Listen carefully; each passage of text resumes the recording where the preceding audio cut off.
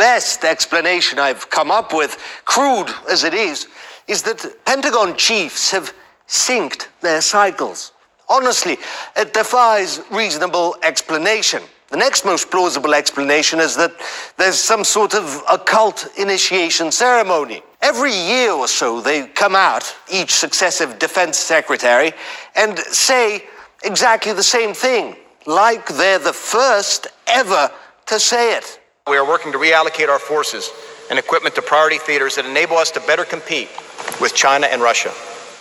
There seems to be an event, a regular event at the Pentagon that affects their hormones, their brain activity, and makes them act bizarrely.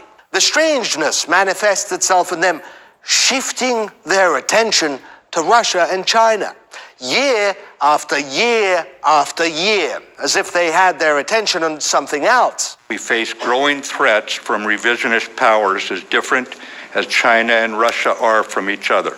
The first to describe how we're approaching 5 strategic challenges: Russia, China, North Korea, Iran, and terrorism. Over the long term, we should expect Russia to test our alliance's purpose, stamina, and commitment. The irony in all of this is that a recent poll found that half of American military families see Russia as an ally. Is television banned at US bases? Did they somehow miss the years-long tidal wave of anti-Russian propaganda on almost every major US network?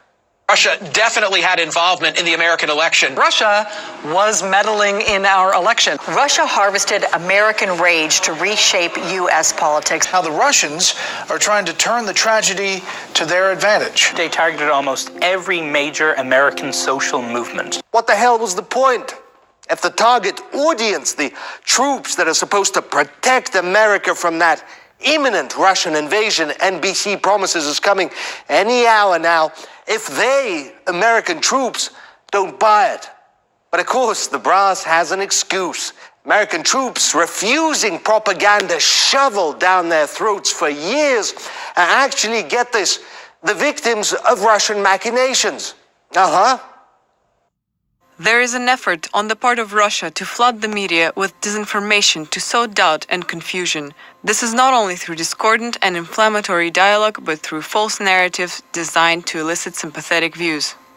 And here I thought Hillary Clinton calling half her countrymen deplorables was discordant, or Democrats calling Republicans traitors was inflammatory. I said this before and I'll say it again. Russia, even if it wanted to, could never have done 100th of the damage and division done to America by its own media and politicians, who refuse to compromise, who refuse to accept their own countrymen's opinions and views. But no matter what you say to these people, they will squirm, they will twist, they will spit, and always turn it into someone else's fault, just not theirs. More and more Republicans have changed their views on Russia because of President Trump's positive statements about Russia and Russian President Vladimir Putin.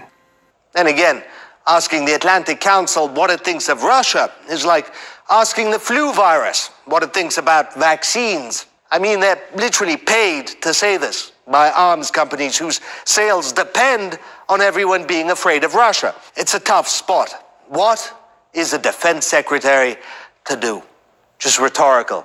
What they're going to do is shift their attention to Russia. Perhaps this time it'll turn out different.